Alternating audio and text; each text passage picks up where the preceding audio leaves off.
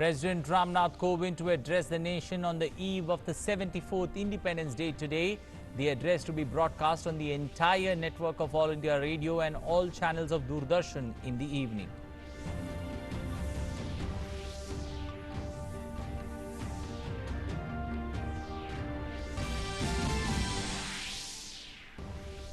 Rajasthan Assembly session scheduled to begin today after a month-long political crisis in the state unit of the ruling Congress party.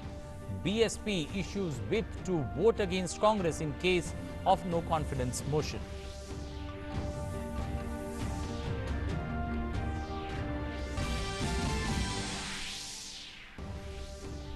Union Sports Minister Kiran Rijiju to launch Fit India Freedom Run today. The largest countrywide run will encourage fitness and help citizens to get freedom from lifestyle diseases. Maldives President Ibrahim Mohamed Solih thanks Prime Minister Narendra Modi for the economic package. Prime Minister Modi reiterates continuous assistance to Maldives. Our special friendship is and always remain as deep as the waters of the Indian Ocean. US brokers historic peace agreement between Israel and UAE to normalize diplomatic ties in the Middle East region. The agreement is a new era for the country, says Israeli Prime Minister Benjamin Netanyahu.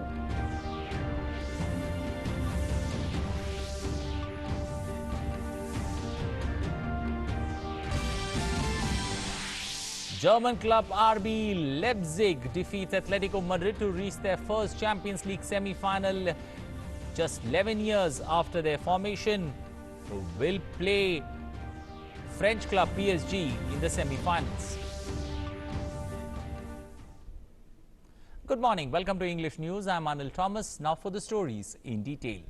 President Ramnath Kovind will address the nation on the eve of the 74th Independence Day today.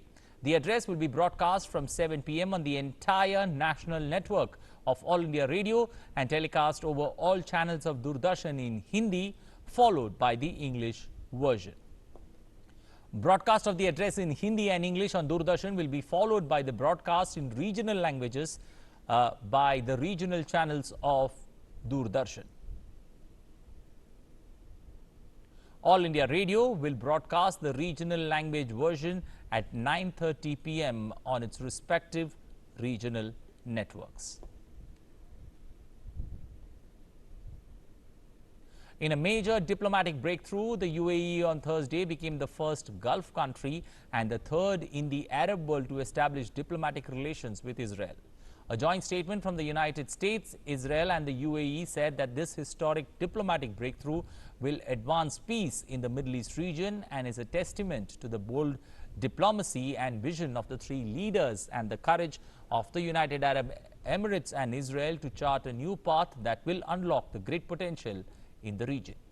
US President Donald Trump called the accord between Israel and the United Arab Emirates historic and a breakthrough towards peace. After 49 years, Israel and the United Arab Emirates will fully normalize their diplomatic relations. They will exchange embassies and ambassadors and begin cooperation across the board and on a broad range of areas, including tourism, education, healthcare, trade, and security. This is a truly historic moment. Israeli Prime Minister Benjamin Netanyahu, in a nationally broadcast statement, said that the move ushered in a new era in Israel's relations with the Arab world. Today we usher in a new era of peace between Israel and the Arab world. I just came from an historic virtual conference between myself, President Donald Trump, and Crown Prince Mohammed bin Zayed of the United Arab Emirates. We announced the establishment of a full and formal peace between Israel and the UAE. It includes the mutual opening of embassies, direct flights, and many, many other bilateral agreements. This is the greatest advancements toward peace between Israel and the Arab world in the last 26 years, and it marks the third formal peace between Israel and an Arab nation. The United Arab Emirates has said an agreement with Israel to normalize relations was done to deal with the threat that further annexation of Palestinian territories posed to the two-state solution. The UAE's Minister of State for Foreign Affairs, Anwar Gargash, urged the Palestinians and Israelis to return to the negotiating table. Let's really try and get something tangible. Let us try and basically deal with the current threat towards a two-state solution, negotiations for a two-state solution. And the current threat is really this annexation of Palestinian territories. And the idea was very clear that Israel will commit in a three-way phone call with the United States to stopping annexation, suspending it, and at the same time, we will be able to also announce that we will begin what I would call a normal relationship with Israel. Meanwhile, Tel Aviv City Hall lit up in the United Arab Emirates colors on Thursday night after the U.S. brokered deal between Israel and the Gulf Arab country was announced. The agreement announced by U.S. President Donald Trump broke new ground in Israel's outreach to Gulf Arab countries with a common fear of Iran's regional influence. The agreement, to be known as the Abraham Accord, also gives Trump a foreign policy accomplishment as he seeks re-election on November 3rd. Well, for more on the story, Ramesh Ramchandran, our correspondent, joining us on the phone line this morning. Ramesh, good morning. A significant step, but questions remain. Do we expect other Gulf countries to follow in the same path as what UAE and Israel have done? Morning, Anil. As we saw in that report, we already heard from all the three stakeholders in this agreement, the US, the UAE, and Israel, all the three leaders addressing their respective domestic constituencies in particular. But the big question is, how important is this joint statement by the three countries? Okay. It is a radical shift in West Asian politics, no doubt, Anil. It's a big shift. It indicates a new relationship between Israel and some of the Gulf states, the UAE in particular. But will this lead to more countries signing peace agreements with Israel? That's a moot question. But the indications are, as Trump himself said, that he is already in talks with many more countries in the region to normalize their ties with Israel. Which are those countries, we still don't know. But if the UAE, as a key member of the Gulf Cooperation Council, could sign an agreement with Israel, then it's anybody's guess what those other countries could be. But until then, we'll have to wait and watch as to how the world reacts to this new development. But as things stand today, Anil, there's a lot of churning in West Asian politics. The Palestinians themselves have rejected this deal, saying it's a stab in the back. Iran has dismissed this deal, saying it won't bring any peace to the region. So we'll have to wait and watch as to how this thing unfolds going forward. Okay, considering what, the role that Donald Trump had to play in this particular peace brokered between the UAE and Israel, how do you look at this particular, this accomplishment by Donald Trump as he himself, stands for elections on November 3rd in the United States? Well, Anil, let me give our viewers a historical perspective. Now, this is only the third agreement of its kind to be signed between an Arab or Gulf country with Israel. The first country in the world to sign a bilateral treaty, a peace treaty with Israel, was Egypt way back in 1979. The second country following Egypt was Jordan, which had a peace treaty with Israel in 1994. So Okay. after 26 years, we're seeing the UAE, which is the first Gulf country, for that matter, to sign a similar peace treaty with Israel. Now, what does it mean?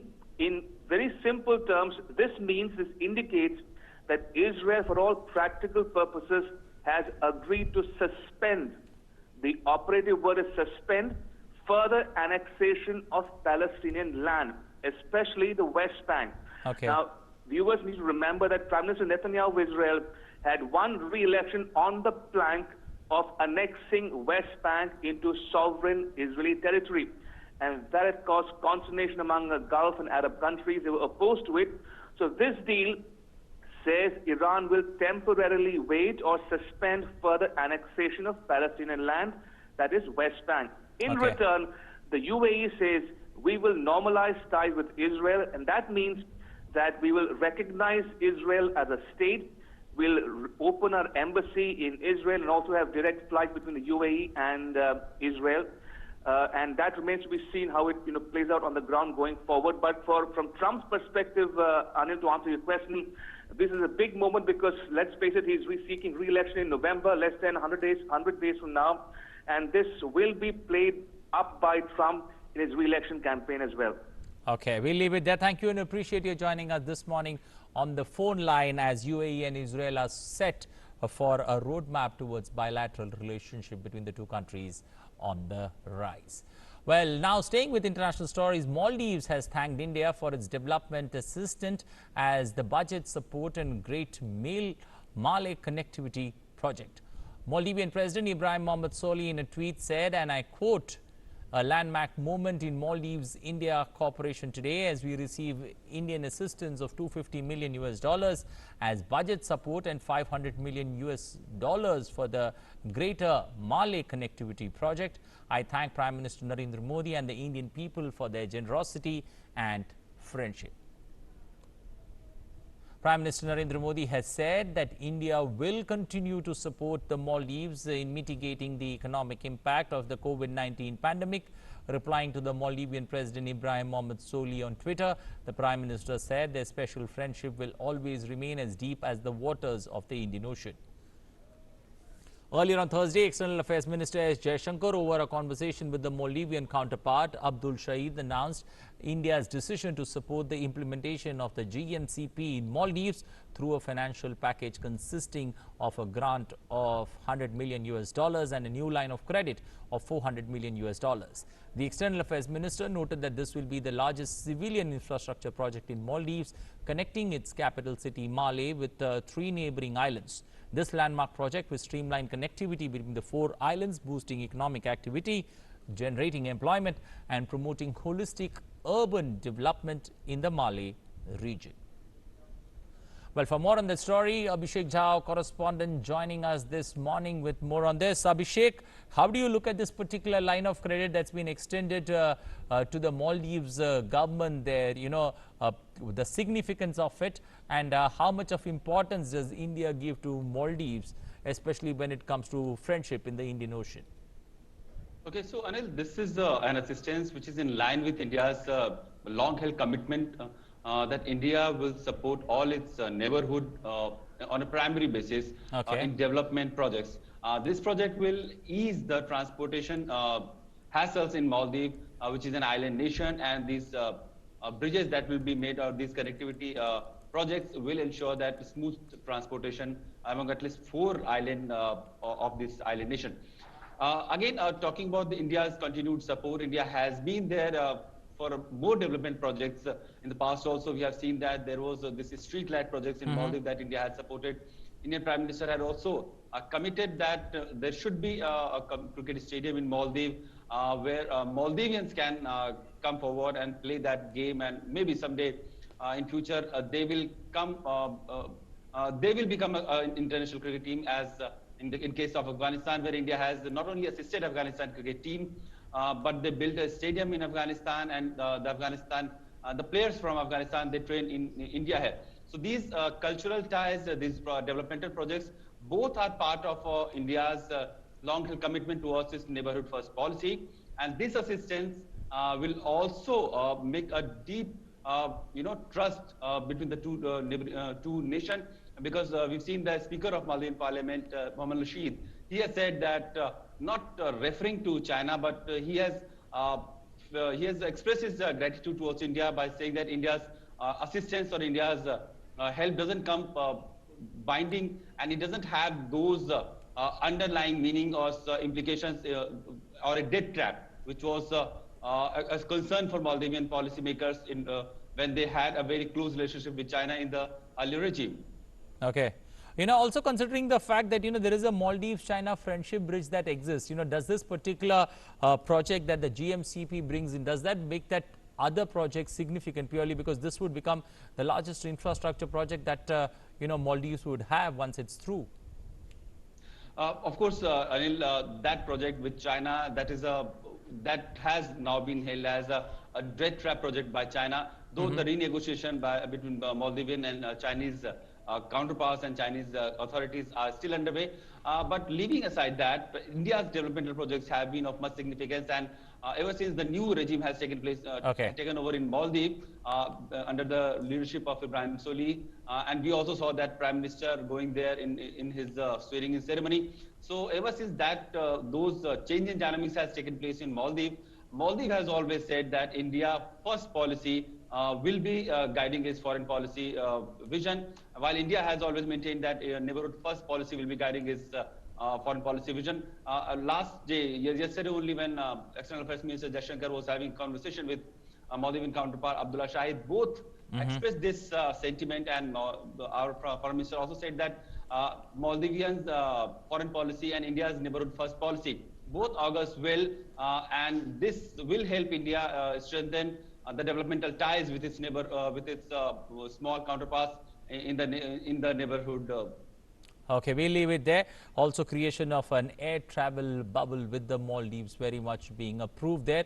We'll look forward to that. Thank you and appreciate you joining us this morning with those updates there on that particular story.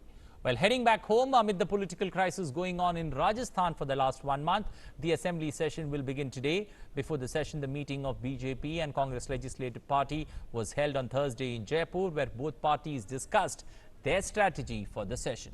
The meeting of the BJP Legislative Party was held in Jaipur. The party has decided to bring a no-confidence motion against the Ashok Gehlot government. The leader of the opposition in the assembly, Gulab Chand Kataria, claimed that the party is fully prepared to bring a no-confidence motion against the government. Former Chief Minister Vasundhara Raje also addressed the meeting. Briefing the reporters after the meeting, Union Minister Narendra Singh Tomar said that the Congress party and Chief Minister Ashok Gehlot want to pin the blame on others for their shortcomings.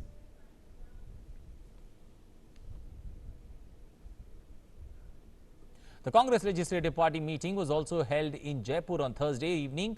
After many days of political maneuvers, Chief Minister Ashok Gehlot and his former deputy Sachin Pilot met as the latter arrived at the Chief Minister's residence to make peace. The meeting was also attended by 18 Congress MLAs who had supported Sachin Pilot. Meanwhile, the Bahujan Samaj Party has issued a whip for the second time to 6 of its MLAs in Rajasthan to vote against the Congress in any no-confidence motion or any other proceedings in the State Assembly.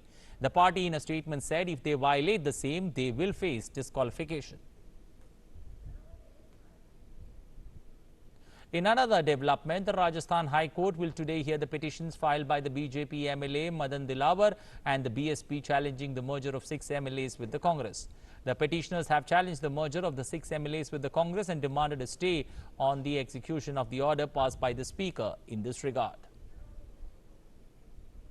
Earlier, the Supreme Court on Thursday declined to stay a September 2019 decision by the Rajasthan Assembly Speaker allowing the merger of 6 BSP MLAs with the Congress party.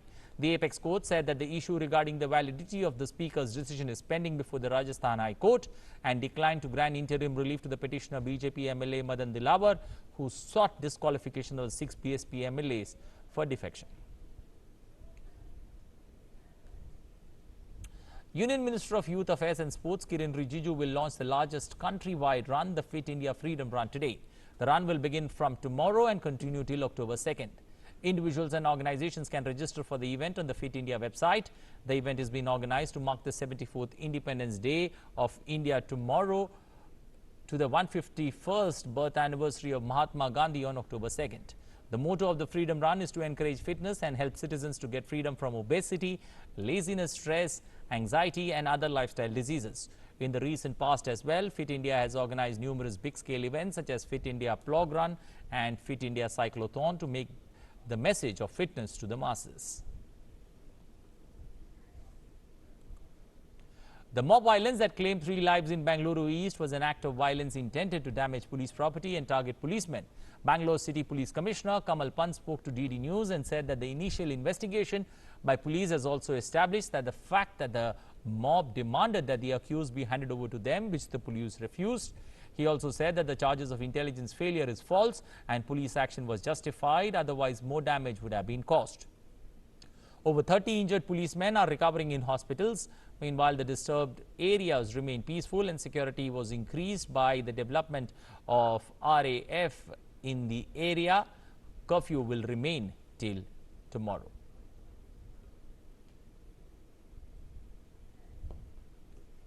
A look at the global COVID-19 numbers there. Over 2 crore 10 lakh coronavirus cases have been registered globally, with 7 lakh 53,000 deaths being reported worldwide. As many as 1 crore 39 lakh people have recovered from the virus. COVID-19 cases have been shooting up in the United States, making it the worst hit country by the pandemic for several weeks now. US has over 54 lakh 15,000 cases, and the death toll stands at 1 lakh 70,000, and it's gone past that. US is followed by Brazil, which has recorded 1 lakh 5,000 deaths and over 32 lakh 29,000 cases. In terms of death toll, USA and Brazil are followed by Mexico, where the death toll has now crossed 54,000. On to sports and Champions League, German club RB Leipzig stunned Atletico Madrid with a 2-1 victory in the 2019-20 UEFA Champions League quarter-final on Thursday night to reach the competition's last four for the first time in the club's 11-year-long history. With 2 minutes of normal time remaining, United States midfielder Tyler Adams snatched victory with a deflected shot from outside the box to set up a semi-final clash with French club Paris Saint-Germain. Atletico Madrid were unlucky to get knocked out in the quarterfinals. That's a Spanish club moving out of the competition. Well, that's all we have time for in this edition of news. But remember to follow physical distancing at every point of time. Also, remember to wear your face mask at all times when you venture out. Wash your hands every 20 minutes. If not possible, use a sanitizer to keep yourself clean. Thanks for watching, because we all need to see a better tomorrow.